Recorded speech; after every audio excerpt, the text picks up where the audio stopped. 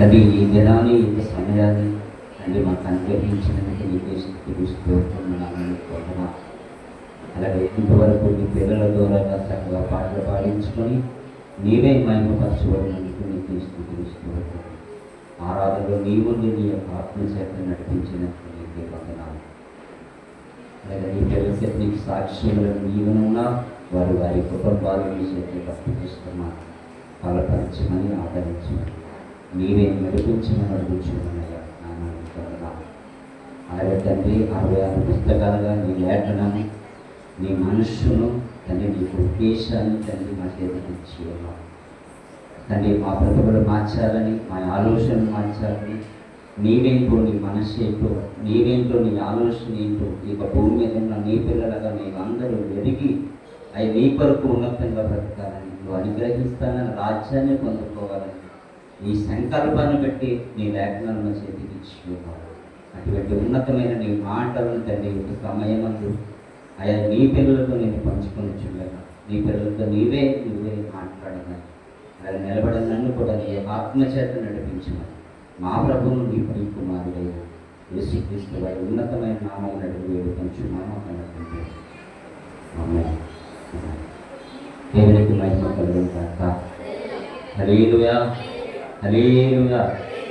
2 నిమిషాలు చాలా జాగ్రత్తగా దేవుని యొక్క వాక్యాన్ని హృదయంలో నింపుకోవాలని ప్రభుత్వం అందరికీ మనం చేస్తున్నాను. మరి గడిచిన యొక్క వారం మరి దేవుని యొక్క వాక్యాన్ని పంచుకున్నాం. అది ఏంటంటే మనం మట్టి ఆయన కొమ్మరివాడు. మరి మరి ఆ మట్టిని తీసి ఆ కొమ్మరి ఏ రీతిగా వాడుకున్నాడో, ఏ రీతిగా తయారు చేశాడో, ఆ మట్టిగా ఉన్న మనం ఏ రీతిగా ఇక భూమి మీద పంపించాడో మరి ఆయన మాటలు బట్టి మనం విన్నాం. మరి అర్థం చేసుకోలేని యొక్క ప్రజలుగా బ్రతుకుతున్న వారిని మరి తన ప్రవర్తన ద్వారాగా తన సేవకుల ద్వారాగా అర్థమైన రీతిలో మళ్ళా మాట్లాడించడం మరి నేటికి కూడా అది జరుగుతుంది. మరి మనం వింటూనే ఉన్నాం. మరి 66 పుస్తకాలు మరి ఆయన లేఖను మన చేతికి ఇవ్వడానికి కారణం కూడా అదే. నా పిల్లలుగా నా మనస్సు ప్రతి ఒక్కరికి అర్థం కావాలి. నా పిల్లలుగా నేనేంటో, నా ఉద్దేశం ఏంటో ప్రతి ఒక్కరికి తెలియబడాలని మరి ఆయన సంకల్పాన్ని పెట్టి ఆయన లేఖనాలు మన చేతికి ఇచ్చాడు.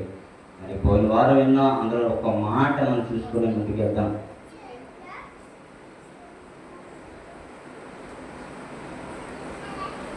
ఇర్మియా గ్రంథము 18వ అధ్యాయము 1వ వచనం చూద్దాం. ఏమని రాయబడదో ఇర్మియా గ్రంథము 18వ అధ్యాయము 1వ వచనం. ఇర్మియా గ్రంథము 18వ అధ్యాయం 1వ వచనం. యెహోవా యొద్ద నుండి ఇర్మియాకు ప్రత్యక్షమై ఆ వాక్కు, నీవు లేచి కుమ్మరి ఇంటికి పొమ్ము, అక్కడ నా మాటలు నీకు తెలియజేస్తాను. నేను కుమ్మరి ఇంటికి వెళ్ళగా, ఇర్మియా మాట్లాడుతాను, నేను కుమ్మరి ఇంటికి వెళ్ళగా వాడు తన శార మీద పని చేయుచుండును. కుమ్మరి జగట మట్టితోను చేయుచున్న కొండవాని చేతిలో విడిపోగా ఆ జగటమును మరలా తీసుకొని కుమ్మరి తనకు యుక్తమైనట్లుగా దానితో మరి యొక్క కొండను చేశాడు. అంతటా యెహోవా వాక్కు నాకు ప్రత్యక్షమై ఇలాగ సెలవిచ్చాను, ఇశ్రాయేలు వారులారా, ఈ కుమ్మరి మట్టికి చేసినట్లు నేను మీకు చేయలేనా? ఇదే యెహోవా వాక్కు, జగటమును కుమ్మరి చేతిలో ఉన్నట్లుగా ఇశ్రాయేలు వారులారా మీరు నా చేతిలో ఉన్నారు. ఏమర్థమైంది మనకి? కుమ్మరి ఒక మట్టిని తీసి తయారు చేస్తున్నాడంట. తయారు చేసేటప్పుడంట ఆ మట్టి ఏమైపోయిందంట, ఆ కొండ చేతుండగా జారి పడిపోయిందంట, పగిలిపోయిందంట. పగిలిపోయిందని వదిలేసాడా? వదిలేదు. మళ్ళా ఏం చేశాడు? మళ్ళా దాన్ని తీసి మళ్ళా తయారు చేసి దానిని ఒక కొండగా, దానికి పనికొచ్చే పాత్రగా ఏం చేశాడు? తయారు చేశాడు, వాడుకున్నాడు. అలాగనే ఇశ్రాయేలు వారులారా, మీరు ఎన్నోసార్లు ఆపదలో ఉన్నారు, ఇబ్బందుల్లో ఉన్నారు. అలాంటి పరిస్థితుల నుంచి మిమ్మల్ని నేను విడిపించలేదా? విడిపించడం లేదమ్మా, విడిపించడం లేదా?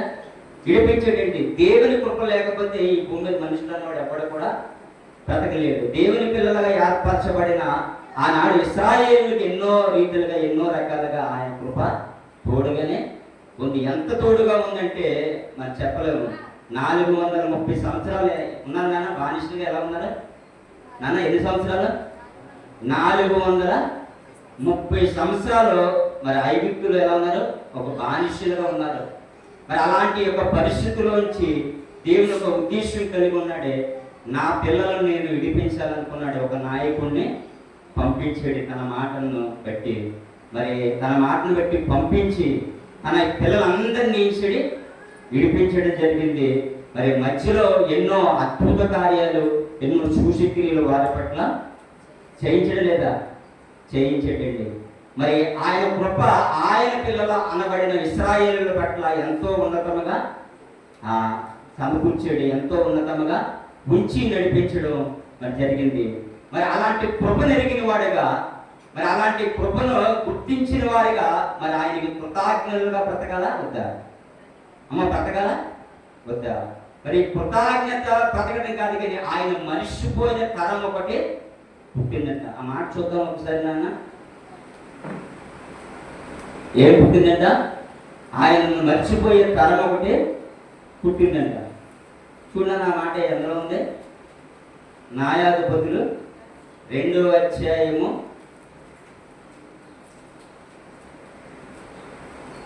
2వ అధ్యాయము 10వ వచనం. ఏమని రాయబడ్డది అమ్మా? ఆ తరము వారు అందరూ తమ పితరుల యొద్దకు చేర్చబడి, తన పితరుల యొద్దకు చేర్చబడి వారి తర్వాత యెహోవానైనను ఆయన ఇశ్రాయేలుల కొరకు చేసిన కార్యములైనను ఎరగని తరం ఒకటి పుట్టగా, ఇశ్రాయేలును యెహోవా కన్నుల ఎదుట కీడి చేసి ఐగుప్తు దేశములో నుండి వారిని రప్పించిన తమ పితరుల దేవుడైన యెహోవాను విసర్జించి, చూడండి వారి ఆలోచనలు ఏమైపోయిందా? యెహోవాని ఏం చేశారంటమ్మా? విసర్జించారండి. ఎందుకు విసర్జించారంటే యెహోవాని ఎరగని మనుషులుగా వారందరూ ఏమైపోయారంట? మారిపోయారంట. వీళ్ళందరిని బట్టి మనకి ఏమర్థం అవ్వాలి? దేవుని ఎందు విశ్వాసం ఉంచారా, లేకపోతే విశ్వాసము యొక్క ఘాతకులుగా మారిపోయారా? నన్ను ఎలా మారిపోయారు? విశ్వాసఘాతకులుగా మారిపోయారు అనమాట. నిజంగా విశ్వాసం ఉంటే వారు ఏం గుర్తించారా? ఒకప్పుడు మా స్థితి ఏంటి, ఒకప్పుడు మా బ్రతుకులేంటి, ఒకప్పుడు మా పరిస్థితులేంటి, అలాంటి పరిస్థితుల నుంచి మా పితరులను అందరినీ విడిపించి ఆ ఐగుప్తు నుండి కానానికి నా తండ్రి నడిపించాడే, నా తండ్రిని మరవకూడదే, నా తండ్రికి కృతజ్ఞత కలిగిన వారిగా బ్రతకాలని కృతజ్ఞత కలిగిన యొక్క జీవితాలు ఏం చేస్తారా? జీవించారండి. ఆ జీవితాలు పోయేంట ఎలా మారిపోయారంటమ్మా? విశ్వాస ఘాతకులుగా మారిపోయారంట. మరి దేవుడు దేవుడు చూస్తున్నాడు కదా, చూస్తున్నాడండి. ఆనాడు ఇశ్రాయేలును చూస్తున్నాడు, ఈనాడు మనల్ని కూడా చూస్తున్నాడండి. ఈనాడు మనల్ని చూడలేదా? ఖచ్చితంగా చూస్తున్నాడండి. నిన్ను నన్ను ఈ భూమి మీద మనుషులందరినీ కూడా దేవుడు చూస్తూనే ఉన్నాడండి. ఆయన పిల్లలుగా ఆనాడు ఇశ్రాయేలు నశించుకోవడం ఆయనకి ఇష్టం కాదు.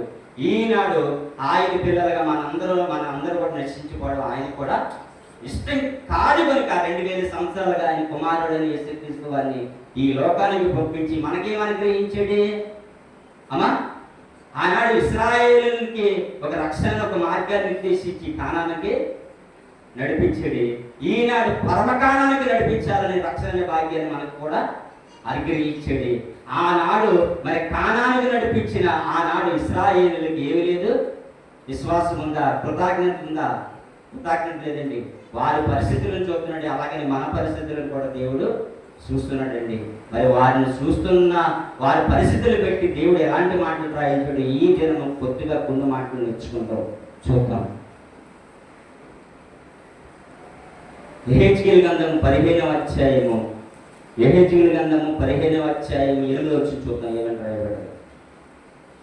యెహెజ్కేలు గ్రంథము 15వ అధ్యాయము 8వ వచనం ఏమని రాయబడ్డమ్మా?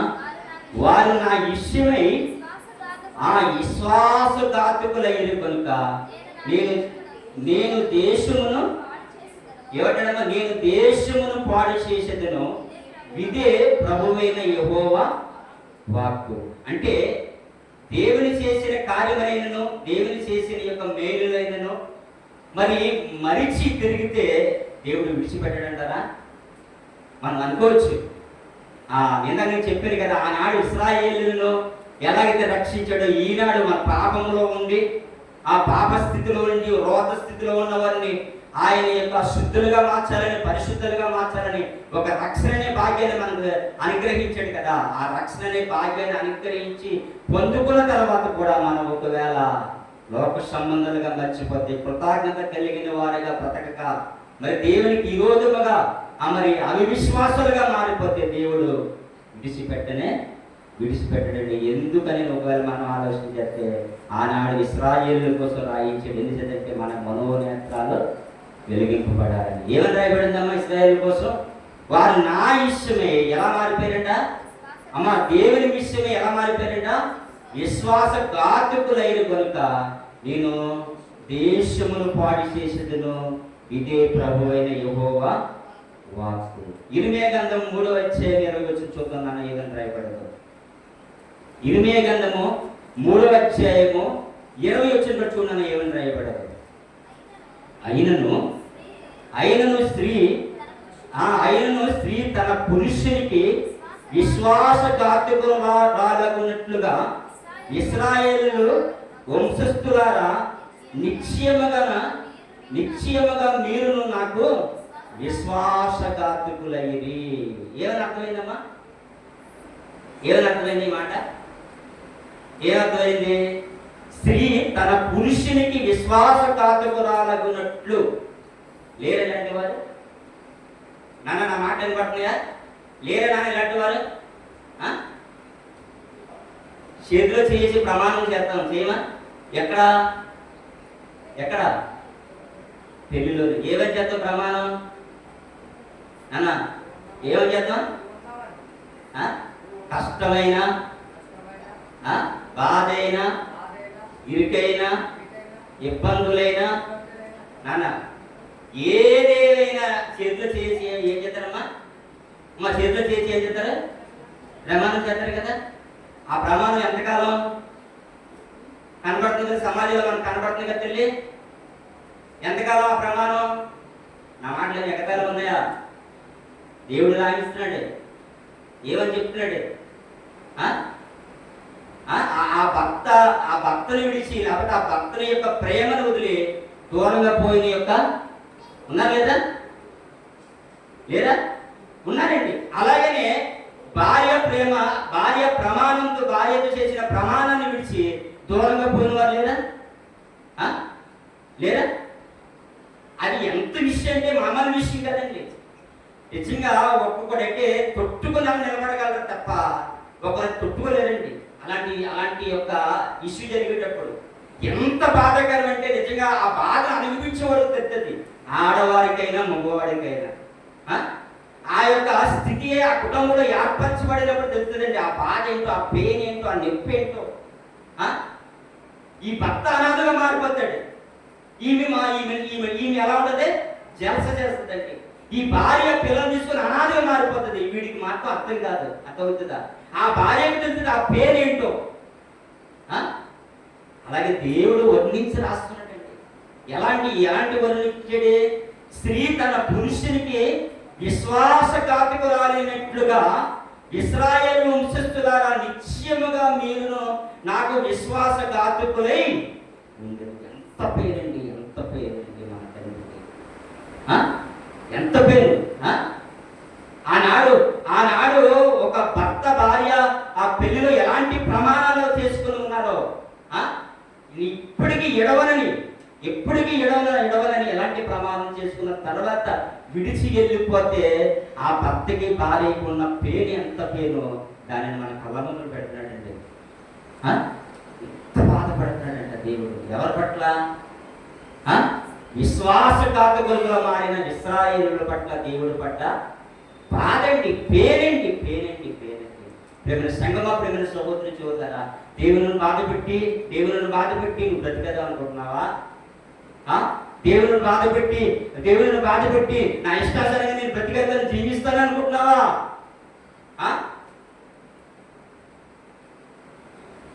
మహాశక్తివంతుడండి ఆయన కృప మన పట్ల ఉండి, ఆనాడు ఇశ్రాయేలు పట్ల ఉండి ఆయన పాపుల నుంచి కాపాడి మరి అలాంటి యొక్క 430 సంవత్సరాల యొక్క స్థితి పరిస్థితుల నుంచి దాటించి మరి కానానికి నడిపిస్తే వారి స్థితిలో ఎలా మారిపోయిందా? మన ఆ తండ్రిని ఎలాగని యొక్క తరం ఒకటి పుట్టిందంట. ప్రేమని సంగమా, ప్రేమని సహోదరా, ప్రేమని సంగమా, అందుకే అంటున్నాడు ఈ మాట రాయించేటట్టు ఇర్మియాతో ఏమని, స్త్రీ తన పురుషునికి విశ్వాసఘాతకురాలైనట్లుగా ఇశ్రాయేలు వంశస్థులారా నిశ్చయముగా మీరు నాకు విశ్వాసఘాతకులయ్యుడిరి. యెహెజ్కేలు గ్రంథము 14:12 చూడండి, ఏమని రాయబడ్డదో. యెహెజ్కేలు గ్రంథము 14:12 చక్కగా వినాలి, ఇందాం. 14:12 ఏమని రాయబడిందమ్మా? మరి యెహోవాకు నాకు ప్రత్యక్షమై ఇలాగ సెలవిచ్చెను, నరపుత్రుడా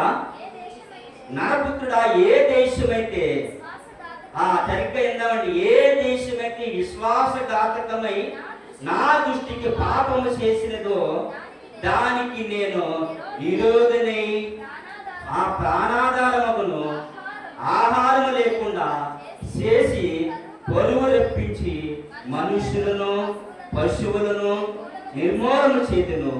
నోహవును, దానియేలును, యోబును ఈ ముగ్గురును అట్టి దేశములో నుండిను వారు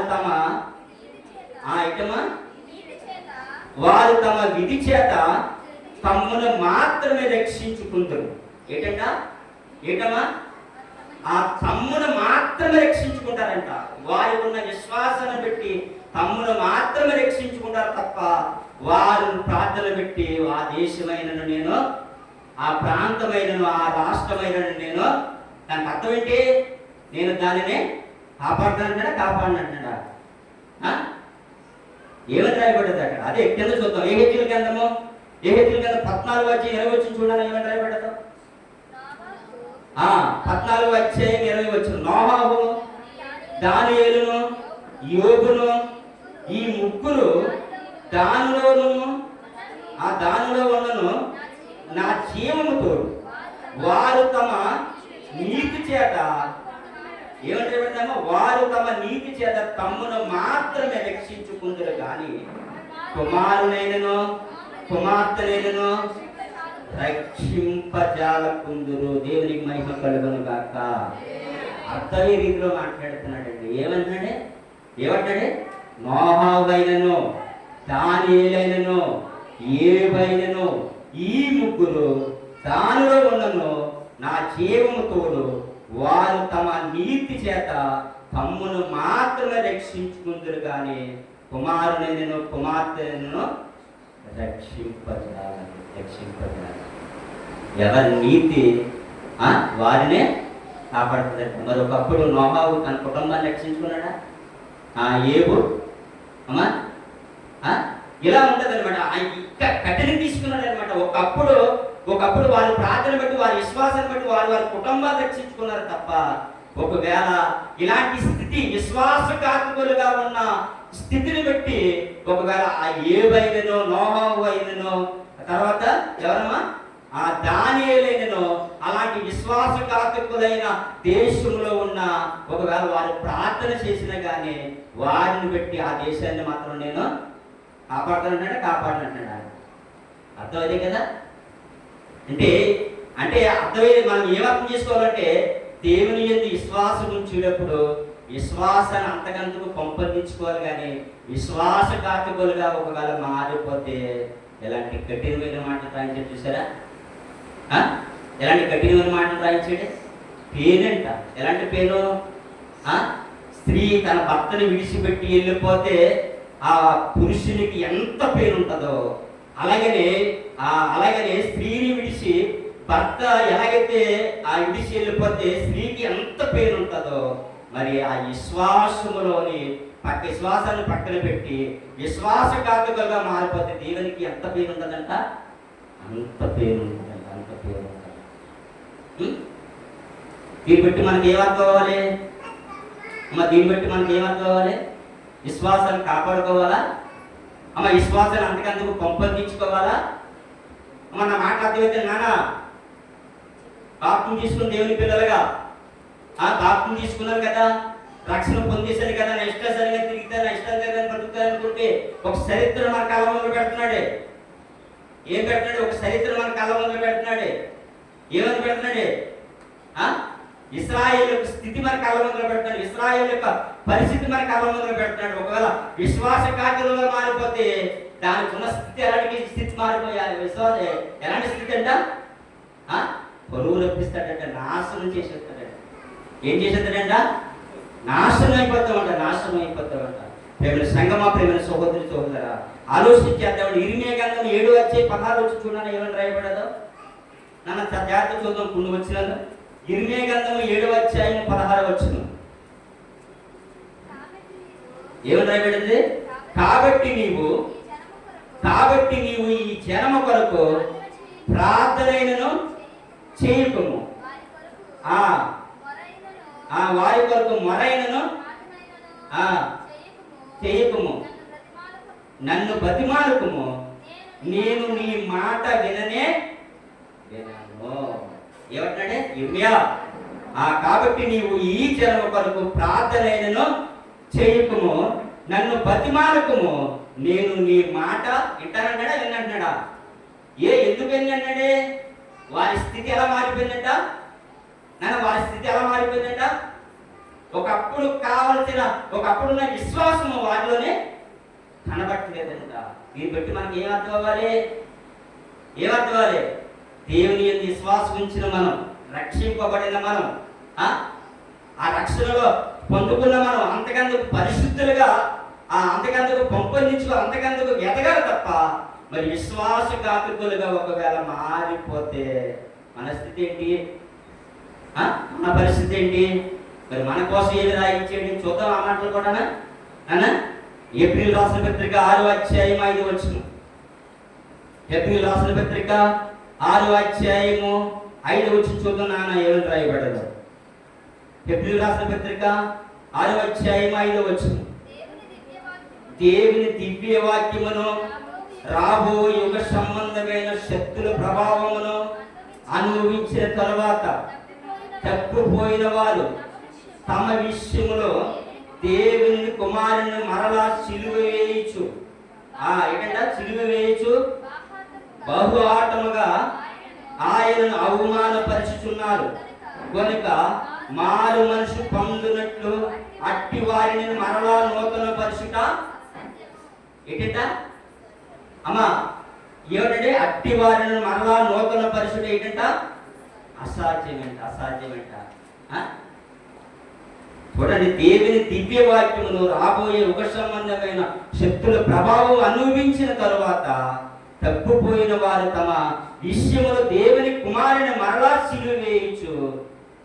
లేదంటే వారు ఒకసారి సిలువ వేయించుకున్నాడు మన కోసం. దేవుని కుమారుడు వేయించుకోలేదా అమ్మ? వేయించుకోలేదా? ఎవరి కోసం? తల్లి ఎవరి కోసం? మన ఆయన చూస్తున్నారు ఎవరి కోసం? మనందరి కోసం 2000 సంవత్సరాలుగా ఆయన కుమారుడై ఉండి తను వేయించాడే సిలువ వేయించుకున్నాడు. ఎలాంటి శ్రమలండి, ఎలాంటి ఇబ్బందులండి, ఎలాంటి అవమానాలండి. ఒక్కసారి సిలువ వేయించుకున్నాడు కదా. సిలువ వేయించుకున్న రక్షణ అనే భాగ్యాన్ని మనకు ధరించి ఉన్నాడే. ఆ రక్షణను పొందుకున్న తర్వాత మళ్ళా సిలువ వేయించాలన్న ఆలోచన కలిగి అలాంటి స్థితిలో మనం ఉంటే ఆ కింద ఏమని రాయబడింది?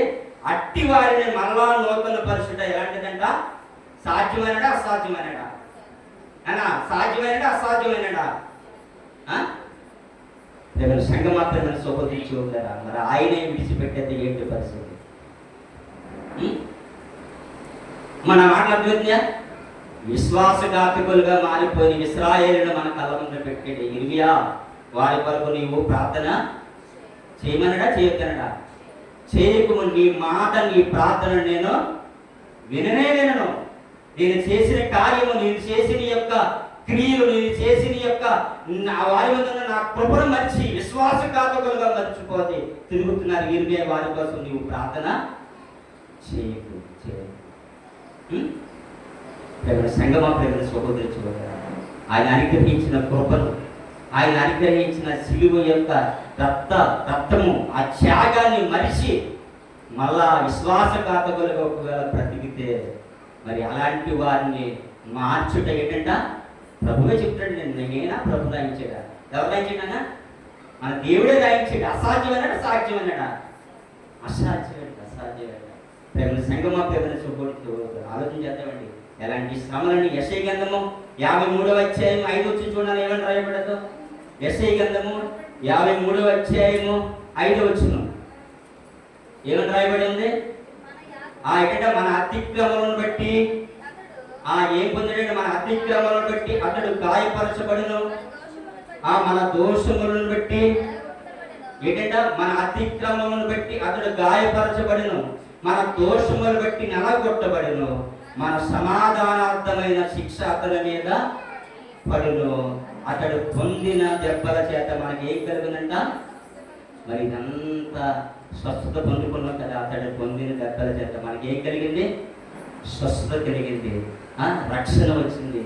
మరి రక్షణ పొందుకున్న తర్వాత మనం ఆ స్వస్థత అనగా పాపం అనే ఆ విడుదల మనకు పొందుకున్న తర్వాత మళ్ళీ ఆ విశ్వాసఘాతకులుగా ఒకవేళ బ్రతికితే ఏంటి పరిస్థితి?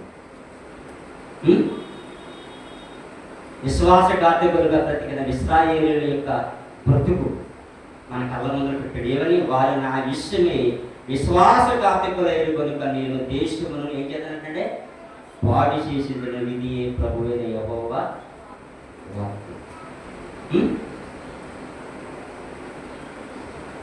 రక్షణ భాగ్యాన్ని పొందుకున్న తర్వాత విశ్వాసఘాతకులుగా బ్రతికితే వారి దేశాన్ని పాడు చేద్దానంటే మనం అయిపోతాం. మన బ్రతుకులు తప్పించుకోగలం ఆయన చేతుల నుంచి. అమ్మా, అలాంటి బ్రతుకు, అలాంటి ఈ యొక్క స్థితి ఒకవేళ మనలో ఉందేమో, మనం తప్పించుకోవడం మన వల్ల అవుతుందా? మన వల్ల అవుతుందా?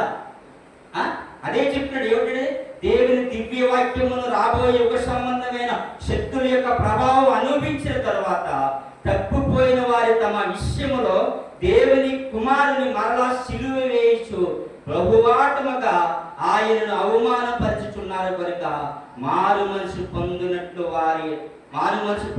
అట్టి వారిని మరలా నూతన పరుచుట ఏంటంట? అసాధ్యమంట. దేవుడే విడిచిపెట్టదనంటే మరి మన బ్రతుకులు ఏమైపోతాయి? మన బ్రతుకులు, మన జీవితాలు ఏమైపోతాయి? ఏమైపోతాయి? ఒక్కసారి మన అందరి పాపముల కోసం, మన అందరి రక్షణ కోసం, మనందరిని రక్షించడం కోసం తన కుమారుని ఈ లోకానికి పంపించాడు. ఎలాంటి శ్రమలండి! మన అతిక్రమంలో మన ఏమని రాయబడిందని ఒకసారి చదవండి. మళ్ళీ ఒకసారి యెషయా గ్రంథం 53వ అధ్యాయం 5 వచ్చును ఏమని రాయబడితే? మన అతిక్రమ క్రియలను బట్టి అతడు గాయపరచబడిను, మన దోషములను బట్టి నలగొట్టబడిను, మన సమాధానార్థమైన శిక్ష అతని మీద పడును, అతడు పొందిన దెబ్బల చేత మనకి ఏం కలిగినట్ట?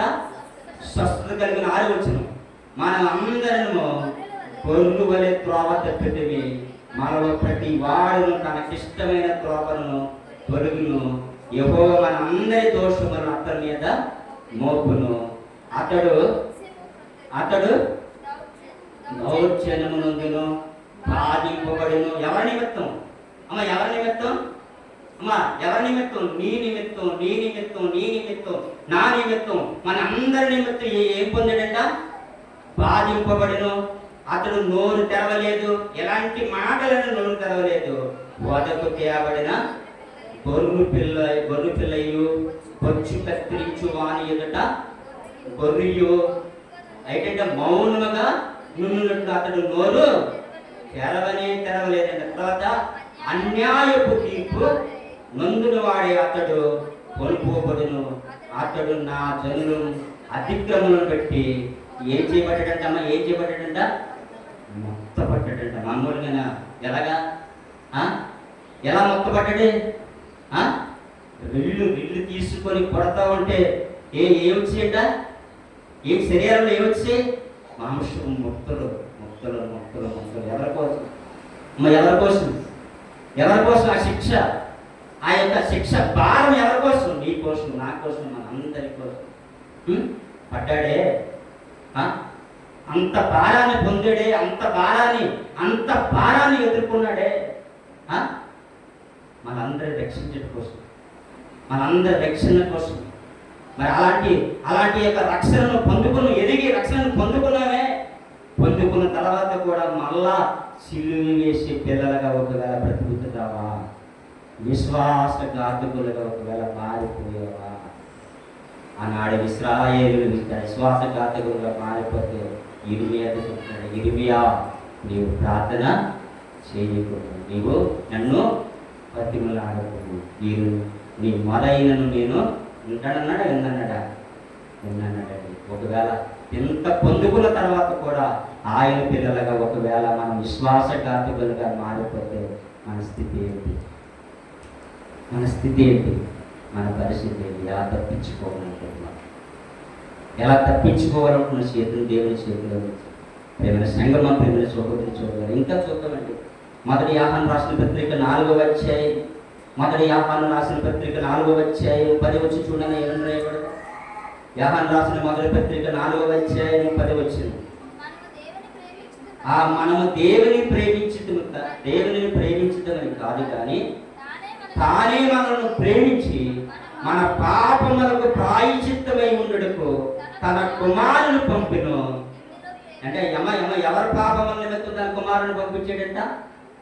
ఎవరి పాపముల నిమిత్తము? నాన్న ఎవరి పాపముల నిమిత్తము? నాయన చూడాలి. వింటున్నారా? ఏంటంటున్నాను?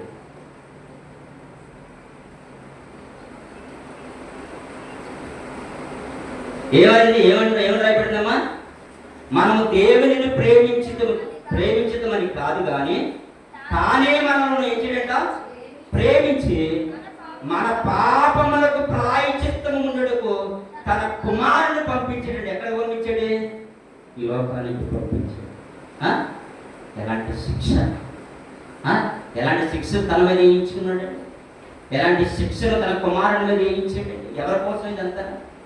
ఎవరి కోసం? మనందరి కోసం అండి, మనందరి కోసం. అలాంటి రక్షణ మనకిచ్చాడు. ఆ రక్షణను పొందుకున్నాం. ఎంతమంది పొందుకున్నారు? అందులో చేతులు పెగెత్తారు ఒకసారి. ఒకసారి చేతులు పెగెత్తారు. రక్షణ పొందుకున్నవారు చేతులు పెగెత్తారు ఒకసారి. రక్షణ పొందుకున్నవారు చాలా జాగ్రత్తగా ఆయన రక్షణ పొందుకున్నవారు చాలా జాగ్రత్తగా బ్రతకాలంటే. ఆనాడు విడిపించాడు, ఐగుప్తు నుంచి కానానికి నడిపించాడండి. ఎవరిని? ఆనాడు ఇశ్రాయేలును విశ్వాసఘాతకులుగా మారిపోయారు. వారందరూ దేవుని దృష్టిలోనికి వెళ్ళిపోయారు. మనల్ని కూడా ఈ యొక్క పరమకాలానికి నడిపించాడు. రక్షణ అనే భాగ్యాన్ని మనకి ఇచ్చాడు.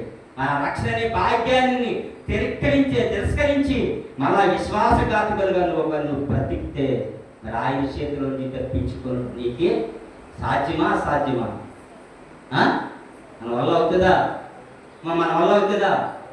అవదండి. ప్రేమ సంగమా, ప్రేమని సోదరుని చూడరా, మనందరినీ ప్రేమించి ఆయన కుమారుని లోకానికి పంపించాడు. మొదటి కొరింథీయులకు రాసిన పత్రిక 6వ అధ్యాయం 19 వచ్చి చూడండి. ఏమని రాయబడదు? కొరింథీయులకు రాసిన మొదటి పత్రిక 6వ అధ్యాయం 19 వచ్చింది. ఇంకా చూద్దాం. కొరింథీయులకు రాసిన మొదటి పత్రిక 6వ అధ్యాయం 19 వచ్చింది. మీ దేహము దేవుని వలన మీకు అనుగ్రహింపబడి మీలో ఉన్న పరిశుద్ధాత్మక ఆలయమై ఉన్నదని మీరు ఎరుగురా. మీరు మీ సొత్తు కాదు, ఇలువ బట్టి మన అందరూ ఎవరంట? ఇలువ బట్టి కొనబడి ఆ కొనబడిన వారు కనుక మీ దేహముతో ఎవరిని మహిమపరచాలంట? మన దేహముతో ఎవరిని మహిమపరచాలి? దేవుని మహిమపరచాలా, లేకపోతే లోక సంబంధమైన వాటిని మహిమపరచాలా? ఎవరిని మహిమపరచాలి? దేవుని మహిమపరచాలండి. ఏ స్థితిలోంచి ఏ స్థితిలో వెళ్ళిపోయారు. కొంతమంది చూస్తే బాధేసిందండి. ఈ భూమి మీద దేవుని పిల్లలు కదా, అందరూ ఎవరి పిల్లలమ్మా? అందరూ ఎవరి పిల్లలు? మనం పోయిన వారం చూసుకున్నాం కదా, ఎవరి పిల్లలు మన అందరూ కూడా. ఎందుకు దేవుని పిల్లలు? ఆ నేషడంట మట్టి తీసి ఏం చేయండి ఒక బొమ్మను చేసి దానికి జీవవాయువు జీవ ఆత్మను ఓదగా మనిషి ఏమేమిటే పోలిసిపోయిన వారం ఇదంతా పాఠం అంతా అదే కదమ్మా. మరి భూమి మీదకి పంపించాడు కదా, ఎవరు పంపించారు?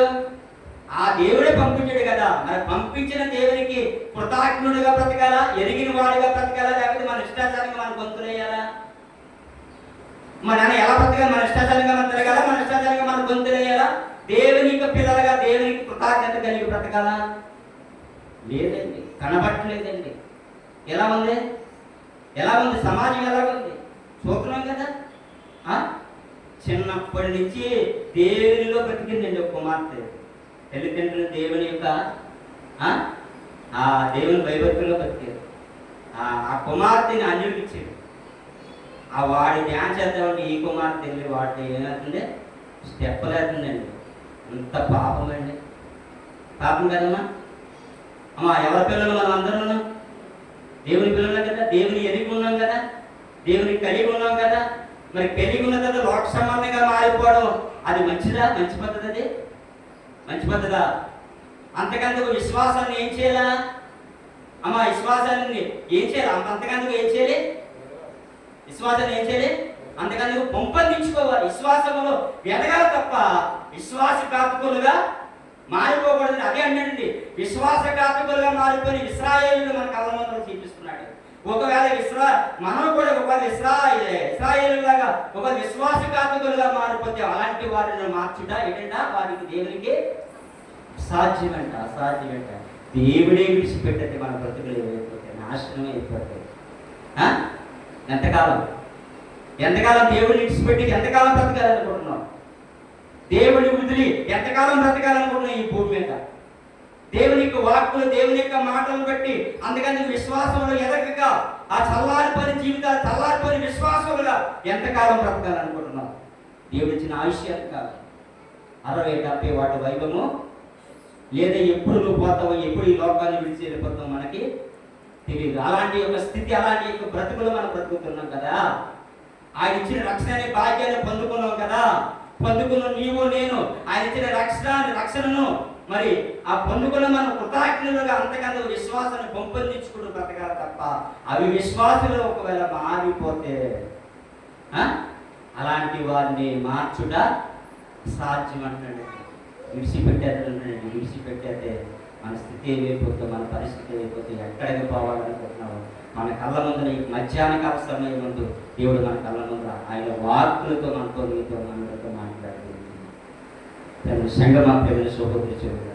ఆలోచించేద్దామండి. ఇంకా చూద్దామా? కొన్ని మాటలు చూద్దాం. ఇంకా